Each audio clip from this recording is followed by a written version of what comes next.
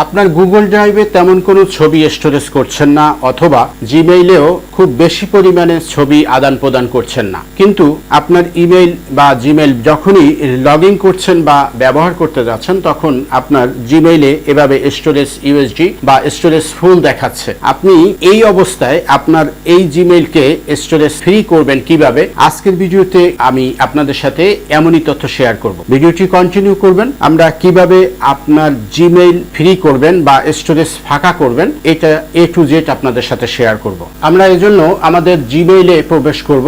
এখান থেকে দেখতে পাচ্ছেন যে 84 অফ স্টোরেজ ইউজড, তার মানে আমি 84% স্টোরেজ ব্যবহার করেছি। এখন আমি যদি এই ম্যানেজ স্টোরেজে ক্লিক করি, আপনি দেখতে পাচ্ছেন গুগল আমাকে পারচেজ করার জন্য প্রিমিয়াম ভার্সন দিয়েছে, যেটা আপনি মান্থলি এই টাকা পে করলে আপনি এত স্টোরেজ আপনি ব্যবহার করতে পারবেন। আজকে আপনাদের সাথে আমি এমনই তথ্য শেয়ার করব, আপনার এরকম কোনো টাকা বা এরকম ডলার দিয়ে কোনো স্টোরেজ পারচেজ করতে হবে না। আপনি অল টাইম কিভাবে ফাঁকা রাখবেন আপনার জিমেইল বা জিমেইলের স্টোরেজকে। এজন্য আমরা জিমেইলে আবার প্রবেশ করব।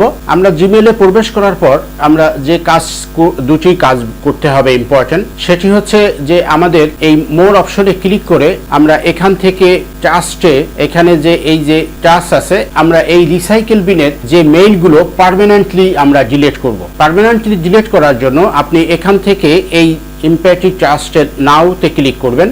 এখান থেকে এটা ক্লিক করে এরপরে ওকে বাটনে ক্লিক করবেন। আপনার এই স্টোরেজ এখান থেকে পার্মানেন্টলি ডিলিট হয়ে যাবে। এই সেকশনের স্টোরেজটি আপনার ফাঁকা হয়ে গেল। এখন আপনি যেটি করবেন সেটি হচ্ছে যে আপনার ইমেইলে সাধারণত অনেক মেইল আছে, অ্যাটাচমেন্ট ফাইলগুলো যেগুলো আছে, এই অ্যাটাচমেন্ট ফাইলগুলো আপনি ফাঁকা করে রাখবেন। যেগুলো বেশি কেবি বা বেশি মেগাবাইট স্টোরেজ আপনার মেইলে আপলোড হয়েছে বা ইনবক্সকৃত হয়েছে, এই সমস্ত মেইলগুলোকে আপনি যদি ফাঁকা করে রাখেন তাহলে আপনার ইমেইল সর্বক্ষণই স্টোরেজ ফাঁকা থাকবে। আমরা এজন্য আমাদের মেইলের সার্চ বক্সে আমরা একটি অপশন লিখব।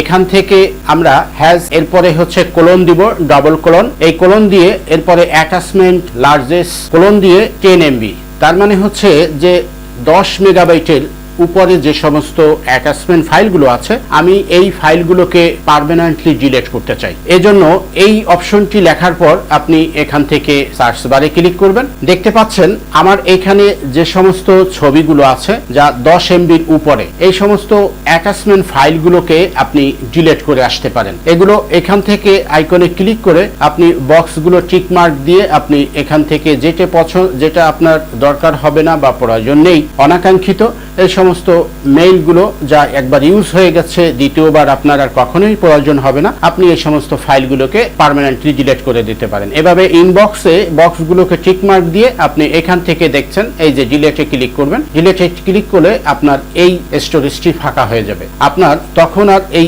ইমেইলে আপনি যখন মেইলে ঢুকবেন বা মেইল লগ ইন করবেন তখন আর স্টোরেজ ফুল দেখাবে না। আপনি নিয়মিত এই কাজ দুটি করবেন, তাহলে আপনার জিমেইলে আর কখনোই স্টোরেজ ফুল হবে না। আশা করি বুঝতে পারছেন। ভিডিওটি ভালো লাগলে টাইমলাইনে শেয়ার করে রাখবেন এবং বন্ধু বান্ধবের মাঝে শেয়ার করে রাখবেন যাতে তারাও উপকৃত হতে পারে। আবারও নতুন কোনো এপিসোড নিয়ে আপনাদের সামনে উপস্থিত হব। ততক্ষণ ভালো থাকবেন, সুস্থ থাকবেন। আল্লাহ হাফেজ।